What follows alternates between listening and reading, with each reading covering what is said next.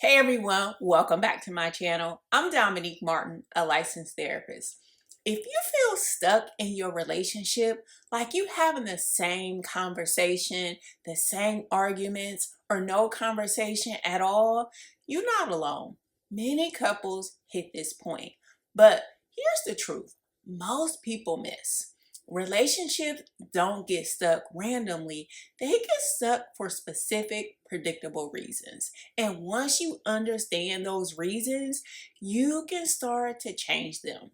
So, relationships are usually stuck for one or two reasons, or both: your behaviors and your beliefs. So, your behaviors are what you do, and your beliefs are what you think and assume. And together, they create patterns that either move your relationship forward or keep it stuck in place. So, let's start with beliefs.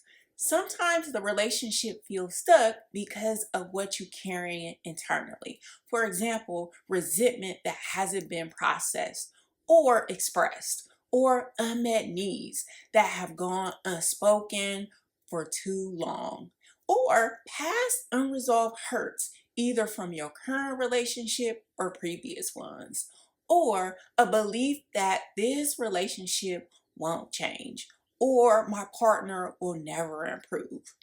A negative outlook on relationships in general can also have an impact. So, negative assumptions about your partner's intentions can also shape beliefs. Past relationship experiences can also shape fears of mistrust in relationships. It is also important to recognize external influences like friends, social media, or cultural expectations that may impact your beliefs.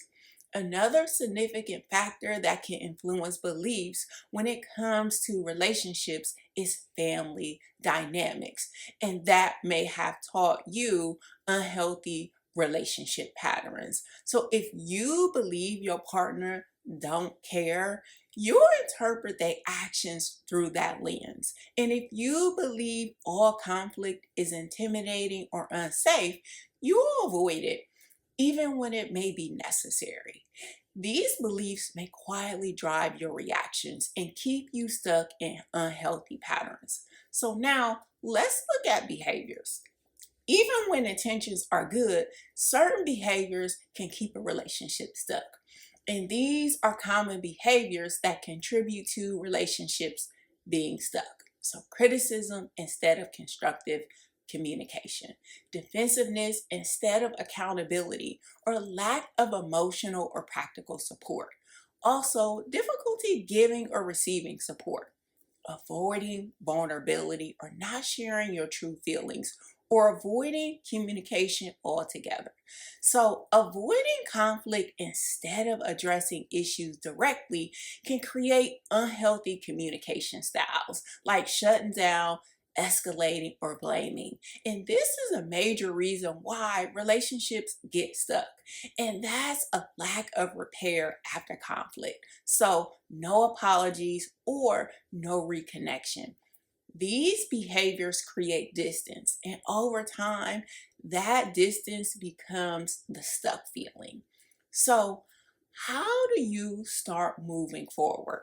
First, increase awareness. So, ask yourself, what beliefs am I bringing into this relationship? And what behaviors am I repeating? Second, shift from blame to responsibility. So instead of focusing on what your partner is doing wrong, focus on what you can change or communicate differently. Third, practice vulnerability. So share what you actually feel, not just frustration, but hurt, fear, and needs. And fourth is improve communication. And that means listening to understand, not just to respond. And it also means addressing issues earlier before resentment builds. And fifth is repair after conflict. Every couple experiences conflict from time to time. What matters is how you come back together. So, a genuine apology or acknowledgement can rebuild connection. And this one is key. Be willing to change your beliefs.